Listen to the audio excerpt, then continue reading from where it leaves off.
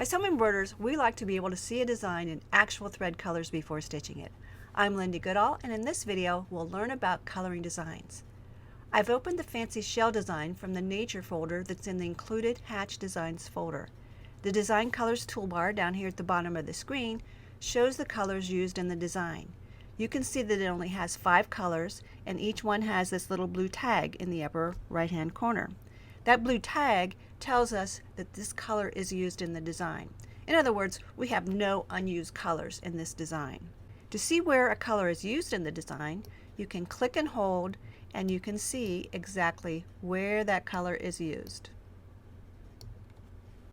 To see what color is assigned to that swatch, we can pop up a little window just by hovering over swatch, and then we can see that this design uses Madeira thread colors, and it tells us the thread color number. So the Design Colors toolbar only shows us the unique colors used in the design and not in the order that they're used.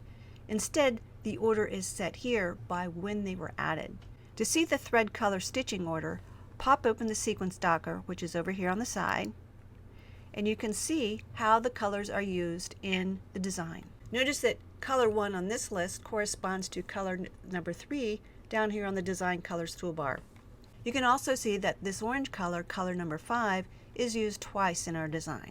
We often color designs either to suit our particular color scheme or because we use a different thread brand than the designer listed. The technique I'll show you here works whether you're using either a machine file or an object file. When assigning colors, I like to have my thread stalker open.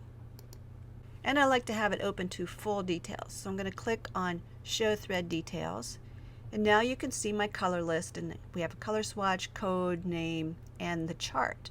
Now remember, we said our design was using Madeira thread, and this chart is assigned to isochord. That means if I change any colors, they're going to be an isochord. I want to keep them in Madeira. So I'm going to select Thread Charts, and I'm going to move isochord out, and I'm going to move Madeira in. So we'll find Madeira Classic 40. I can double click it or just single click it and click the move arrow. Now interestingly, if you do have isochord and you also have Madeira and say Selkie, you could have all 3 of them listed here. And that way, when you map your colors to these charts, you'll get the closest match, and they may be spread over the 3 charts. Click OK. Let's change the color of the orange swatch on the Design Colors toolbar. So I need to select it, and then I'll come over here to my thread charts and I'll just pick a color. All you need to do is, once you find your color, single click it. And now all the areas that were originally assigned to orange are now blue. You can see that both orange swatches are now blue. Now suppose I only wanted to change this color. To do that, I'm going to find my color and I'm going to double click it. That adds it to my toolbar. It hasn't been assigned yet. See, there's no little blue swatch up there. So I'm going to select my paint bucket, and I'm just going to pour it on that area. And now that area is light blue and the other area is still the dark blue. Sometimes it can be hard to tell which color was used in the design. So you can use the eyedropper tool and pick it up.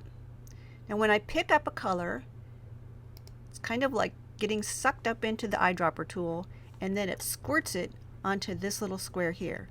This square shows us what the current color or the active color is. So this way I can see what the color number is. The eyedropper tool also works on the toolbar, so I can pick up a color and make that the active color. There's one more cool thing I'd like to show you before we wrap this video. Now this one has been colored for Madeira, but suppose you have some other brand. Wouldn't it be nice to have the design mapped to your thread brands? So that's an easy thing to do. We'll go back over here to the thread stalker. I'm going to click on Select Thread Charts, and I'm just going to pick a different brand. So let's move that out. And I sometimes use Hemingworth, so we'll find Hemingworth, add that to the list, and I'll click OK. My thread chart is now Hemingworth, which we can see here, but my color swatches are still Madeira. I haven't done anything yet. So to do that, we just click on the Match All Design Colors, and now my swatches are Hemingworth colors. Hatch will do a closest match between the 2 brands, but keep in mind how close that match will be depends on the thread colors in each line. So there's no master list of colors that a light blue will be a light blue in another thread brand. So you're probably going to have to check your colors. It's not going to be a big deal in this design, but if you're working with, say, an animal, it could make a big difference. Always check your colors after changing. So there's still more cool tools for working with colors. For example, sometimes you'll duplicate your design and end up with twice the set of colors, or maybe more. See the video called Optimize Colors for ways you can work with that situation.